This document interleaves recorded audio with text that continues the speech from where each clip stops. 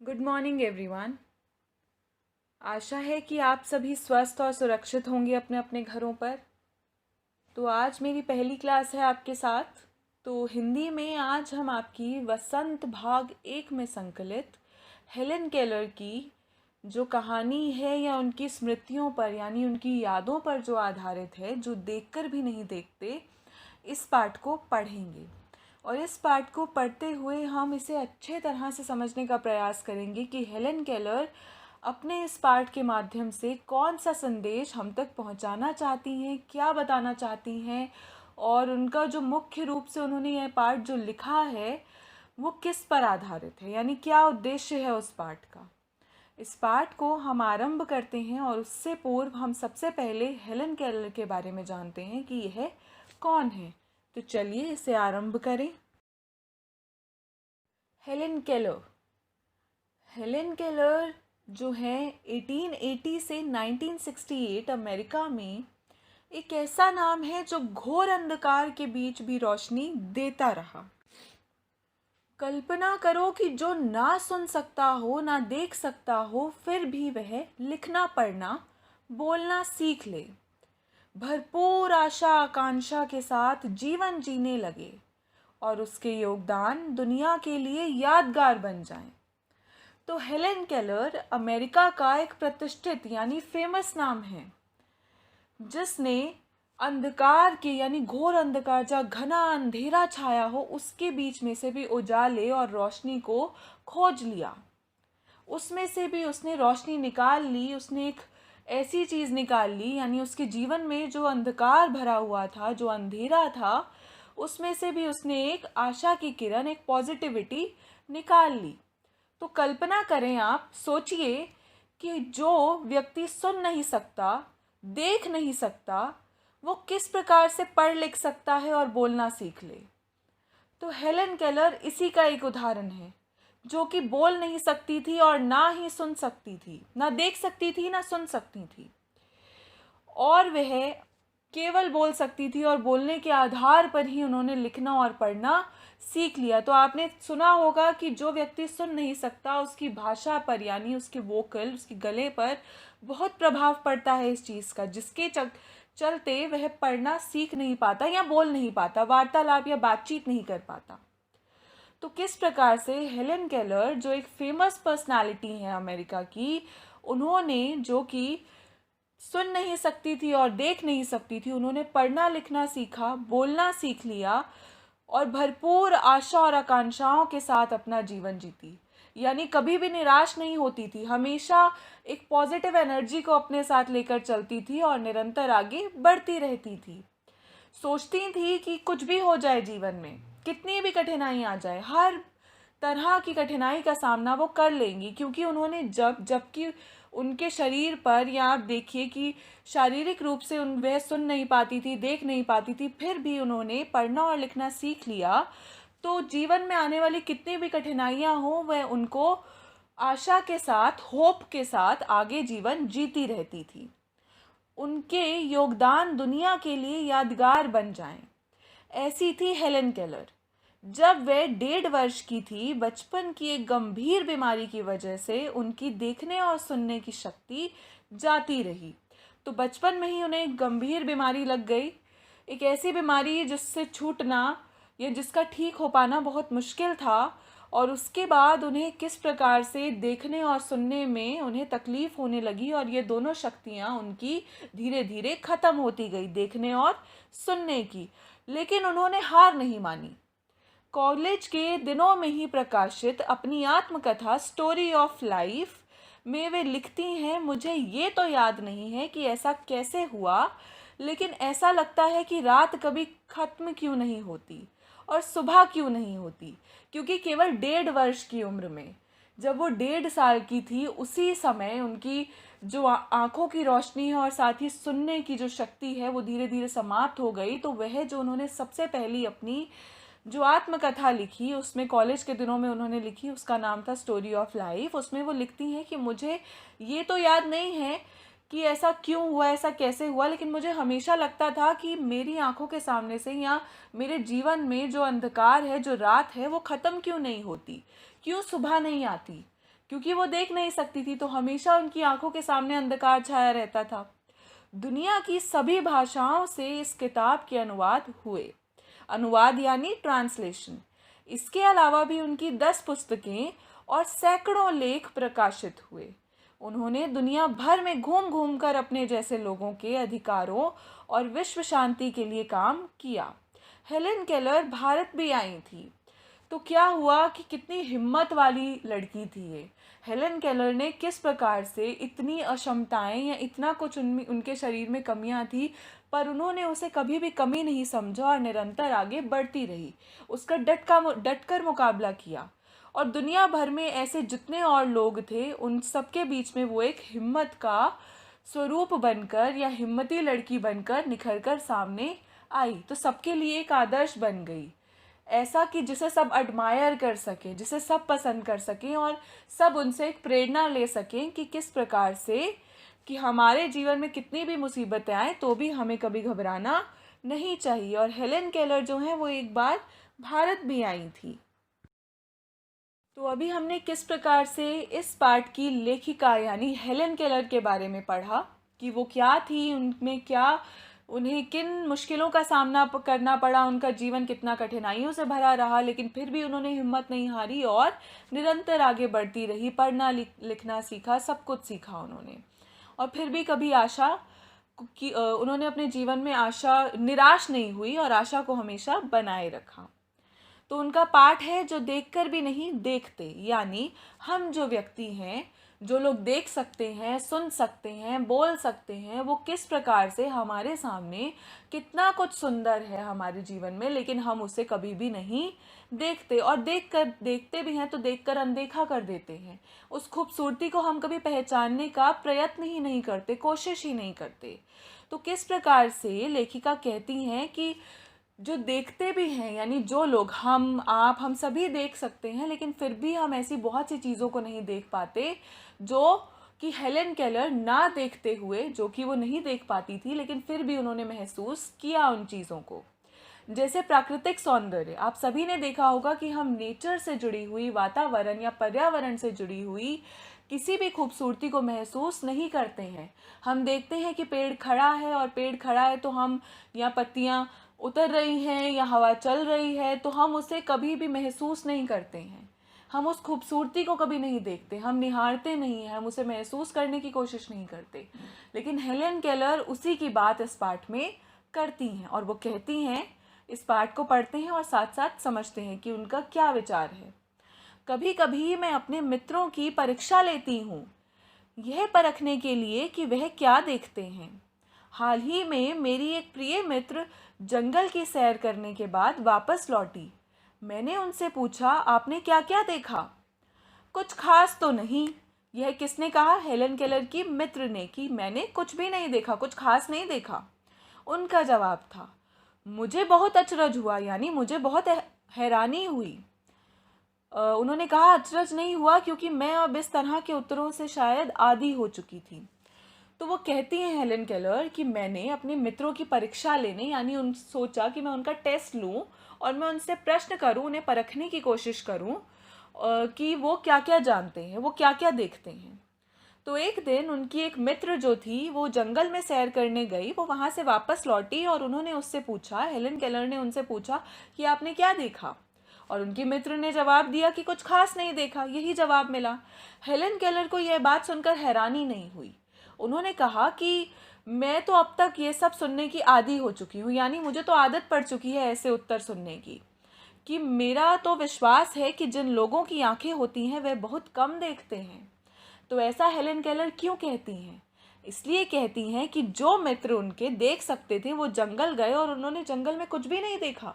वो कहते हैं कि उन्होंने कुछ खास नहीं देखा, यानी जो चीज़ हमारे पास है, हमारे पास आंखें हैं, हम सुन सकते हैं, हम उसकी कदर नहीं करते हैं।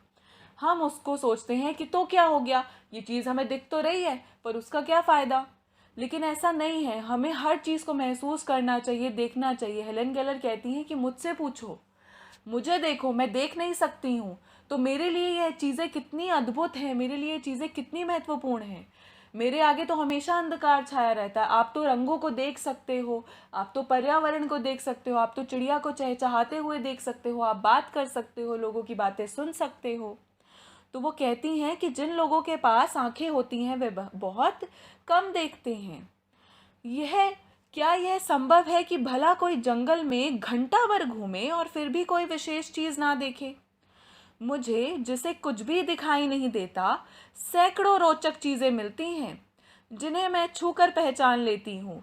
मैं भोजपत्र के पेड़ की चिकनी छाल और चीड़ की खुरदरी खाल को स्पर्श करके पहचान लेती हूँ। वसंत के दौरान मैं टहनियों में नई कलियां खोजती हूँ और मुझे फूलों की पंखुड़ियों की मखमली सतह छूने और उनकी घुमावदार बनावट महसूस करने में अपार स्नेह लगता है। तो यहाँ हेलन केलर कहती हैं कि मेरे लिए, मैं सोचती हूँ कि लोग घंटा भर घूम कर आए और वो कहते हैं कि उन्होंने कुछ भी नहीं देखा, किसी भी जगह पर जाएं। पर मेरे लिए तो ऐसा नहीं है। मैं तो थोड़ी ही देर के लिए अगर किसी भी स्थान पे रहूं तो मैं तो वहाँ से ही बहुत सारी अच्छी अच्छी चीज़ें निकाल लेती हूँ, या मैं बहुत अच्छी अच्छी चीज़ें ढूंढ लेती हूँ और मुझे तो बहुत आनंद आता है। वो कहती है मैं तो छू कर ही पहचान लेती हूँ कि ये कौन सा पेड़ है। जिसकी चिकनी छाल है वो भोजपत्र के पेड़ हैं, या जिनकी खुरदरी सी खाल है, छाल सी है, वो चीड़ के पेड़ हैं। तो वो स्पर्श कर कर ही पहचान लेती हैं। वसंत के दौरान जब टहनियों से कलियां गिरती हैं या तो वो उनको खोज लेती हैं, यानी वसंत ऋतु आती है तो जब पत्तियां झड़ती हैं तो वो उन्हें महसूस कर लेती हैं। वो उनकी मखमली जो नए नए फूल आते हैं, पंखुड़ियाँ आती हैं, उनको महसूस कर लेती है, उनकी सुगंध को देख सूंघ सकती है। तो वो कहती है कितनी खूबसूरत चीज़ें हैं हमारे आसपास, लेकिन जिन लोगों के पास जो चीज़ है, यानी आँखें हैं, कान है, नाक है, जो सब कुछ कर सकते हैं, वो कितना कुछ अपने जीवन में त्याग देते हैं, यानी उसको महसूस करने का प्रयास ही नहीं करते, अनदेखा कर देते हैं, उन्हें समझने की कोशिश ही नहीं करते। तो यहाँ हेलन केलर हमें समझाना चाहती हैं कि किस प्रकार, जबकि वो देख नहीं सकती थी, सुन नहीं सकती थी, फिर भी उन्होंने कितना कुछ देखा, वो कितना कुछ देखना चाहती हैं। वो हर छोटी छोटी चीज़ में से खुशियाँ ढूंढ लेती हैं, हर छोटी छोटी चीज़ में से हर चीज़ को रोचक समझ लेती हैं और उन्हें मज़ा आता है प्रकृति के साथ, हर चीज़ के साथ। लेकिन जो व्यक्ति देख सकता है, सुन सकता है, वो कैसे उन चीज़ों को अनुभव नहीं करता, उनको एक्सपीरियंस नहीं करता, उन्हें समझने का प्रयास नहीं करता। तो आगे कहानी कुछ ऐसे बढ़ती है कि आनंद मिलता है, वो कहती हैं, और इस दौरान मुझे प्रकृति के जादू का कुछ एहसास होता है। कभी जब मैं खुशनसीब होती हूँ तो टहनी पर हाथ रखते ही किसी चिड़िया के मधुर स्वर कानों में गूंजने लगते हैं। अपनी अंगुलियों के बीच झरने के पानी को बहते हुए महसूस कर मैं आनंदित हो उठती हूँ।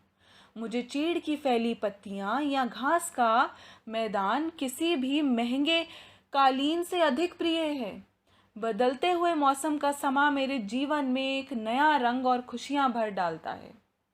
तो कैसे हेलन केलर कहती हैं कि मेरे लिए जो मखमली चादर है या बिस्तर है, उससे मुझे खूबसूरत क्या लगता है, उससे भी अधिक खूबसूरत मुझे पत्तियां लगती हैं। मुझे घास पर लेटना पसंद है, मुझे वहाँ पर आराम करना पसंद है, मुझे बदलते हुए मौसमों को देखना पसंद है, ऋतुओं को देखना है, मैं उन्हें महसूस करना चाहती हूँ। मुझे चिड़ियों की चहचहाहट, उसकी ध्वनि को सुनना है, क्योंकि देखिए जिन लोगों के पास सुनने की शक्ति नहीं है वो कितने अनजान हैं, यानी वो किस प्रकार से इन सभी खूबसूरत चीज़ों का आनंद नहीं उठा पाते। लेकिन जिन लोगों के पास है वो कभी इस और ध्यान ही नहीं देते कि उनके पास कितनी बहुमूल्य चीज़ें हैं, कितनी इम्पॉर्टेंट चीज़ है, यानी उनका एक एक अंग कितना इम्पॉर्टेंट है, वो एक एक अंग से कितना कुछ महसूस कर पाते हैं।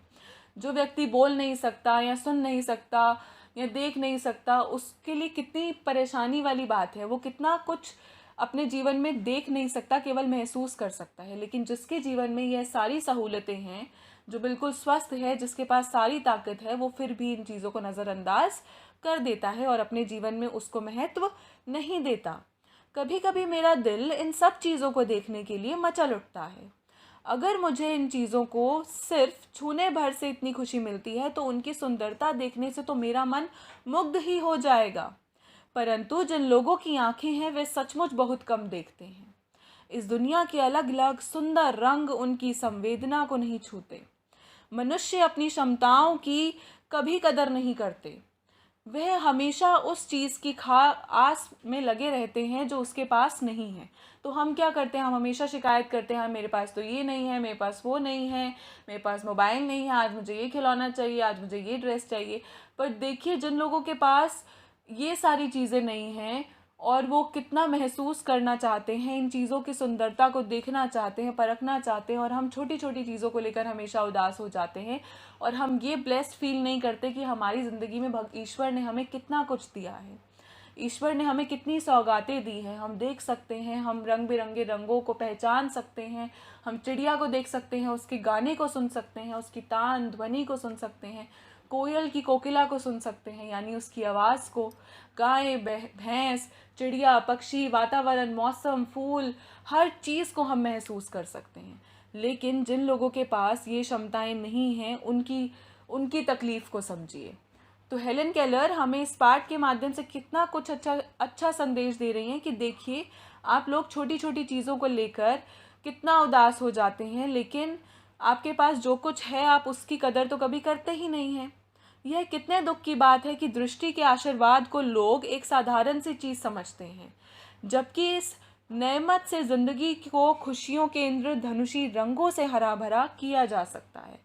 तो वो कह रही है कि अगर आप देख सकते हैं, देखिए आपके लिए कितना बड़ा आशीर्वाद है ईश्वर का आपके ऊपर कि आप देख सकते हैं, और आप इसे कितना साधारण समझते हैं। आप सोचते हैं कि सभी लोग देख सकते हैं, पर जो नहीं देख सकते उनकी ज़िंदगी कितनी अंधकार से भरी हुई है, उनकी आंखों के आगे हर वक्त अंधेरा छाया रहता है। उनको ये नहीं पता कि कौन सा रंग कौन सा है, वो कैसा दिखता है, उसे कैसे महसूस किया जा सकता है। लेकिन आपके सामने जिन लोगों को दिखता है, दिखाई देता है, जो ब्लेस्ड हैं, वो इस चीज़ की कदर नहीं करते, जो हर रंग को देख सकते हैं, महसूस कर सकते हैं, खुश रह सकते हैं, लेकिन वो फिर भी छोटी छोटी कमियों को निकालकर हमेशा अपने जीवन में दुखी रहते हैं। तो ये जो है इतना बड़ा संदेश अपनी छोटी सी कहानी के माध्यम से, अपनी छोटी से अनुभव के माध्यम से जो हेलन केलर हैं हमें देना चाहती हैं, और अपने मित्रों की भी बात करती हैं, उनकी चर्चा भी करती हैं और कहती हैं कि मैं जो लोग देख सकते हैं यानी जो उनके मित्र हैं वो देख सकते हैं और वो जंगल जाके कुछ भी अनुभव नहीं करते, और मैं जो देख नहीं सकती, सुन नहीं सकती, वो किस प्रकार से कितना कुछ अनुभव करती हूँ। और मैं अगर देख सकती तो मेरे लिए तो, और मुझे लगता कि जिनको मैं छूकर मुझे जो चीज़ें इतनी अच्छी लग रही हैं कि अगर मैं देख सकती तो वो कितनी सुंदर होती। तो हमें अपने जीवन में निराश नहीं होना चाहिए, हमें खुश होना चाहिए कि हमारे पास हर वो चीज़ है, हम सही सलामत हैं, हम शारीरिक रूप से स्वस्थ हैं, हम हर वो चीज़ इकट्ठी कर सकते हैं, पहचान सकते हैं, महसूस कर सकते हैं, खुश रह सकते हैं, और हमें निराश नहीं होना चाहिए। के सामने एक एक्टिविटी है, हम अपनी पांचों इंद्रियों में से आँखों का इस्तेमाल सबसे अधिक करते हैं, और ऐसी चीज़ों के एहसासों की तालिका बनाओ और जो तुम बाकी 4 इंद्रियों से महसूस करते हो, जैसे सुनना, चखना, सूंघना और छूना। सूंघना किसी चीज़ को, चखना यानी टेस्ट कर कर देखना, और सुनना यानी सुनकर किसी की ध्वनि सुनना, और छूना स्पर्श करना। तो आपको तालिका बनानी है, आपको इसके नीचे ऐसी और चीज़ें लिखनी है, जैसे मैंने उदाहरण के स्वरूप में आपने देखा कि सुनना यानी खतरनाक जानवरों की आवाज़ें, चखना यानी मिठाई, मीठा यानी हमें मीठा, हम जब उसे चखते हैं तो हमें मीठी लगती है वो चीज़। सूंघना यानी खुशबू, जैसे दुर्गंध भी हो सकता है और कुछ भी हो सकता है। छूना यानी चिकना फर्श, जब फर्श पर कुछ चिकनाहट होती है, तेल गिर जाता है, तो उसका जो चिकना फर्श है हम छू कर पहचान लेते हैं। यानी छूने में आप ये भी देख सकते हैं कि कोई गर्म चीज़ होगी, हम उसे छूते हैं तो हमारा हाथ जलने लगता है। तो ऐसे आपको तालिका बनानी है, अपनी नोटबुक में ही एक्टिविटी करनी है आपको। इसके नीचे आपको 3-3 चीज़ें और लिखनी है, यानी सुनने वाली 3 चीज़ें, और चखना, सूंघना और छूने वाली। एक एक उदाहरण मैंने आपको सामने दिया है, बाकी आप खुद लिखेंगे।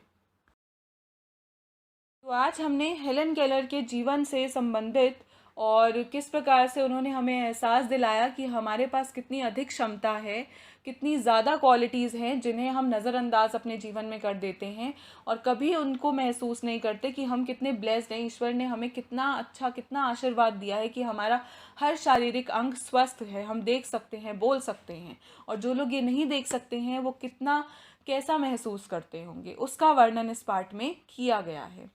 और हेलेन केलर कैसे हमें हिम्मत और आशा का संचार करती हैं और हमें बताती हैं कि जीवन में कभी भी हारना नहीं चाहिए, निरंतर संघर्ष करते रहना चाहिए, कठिनाइयों का सामना करना चाहिए, कितने छोटी छोटी चीज़ों के लिए उदास नहीं होना चाहिए, बल्कि जो है उसकी खूबसूरती को महसूस करना चाहिए। आशा है आपको यह पाठ समझ में आया होगा। अगर आपको इससे संबंधित या इसके प्रश्नों से संबंधित कोई भी जानकारी प्राप्त करनी हो या आपको कोई शंका हो तो आप मुझे टेक्स्ट कर सकते हैं और समझ सकते हैं। आपको एक असाइनमेंट मिलेगा जो आपको कंप्लीट करना है। धन्यवाद।